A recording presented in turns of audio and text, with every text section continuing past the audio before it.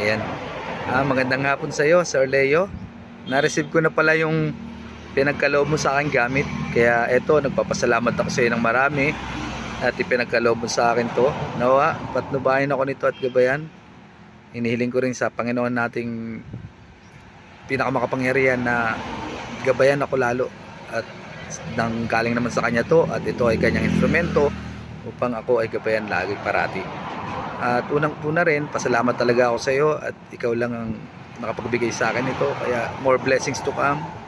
God bless sa iyo, Sir. At nawa, marami ka pang magtulungan kagaya ko at pagpalain ka pa ng marami ng ating Panginoon.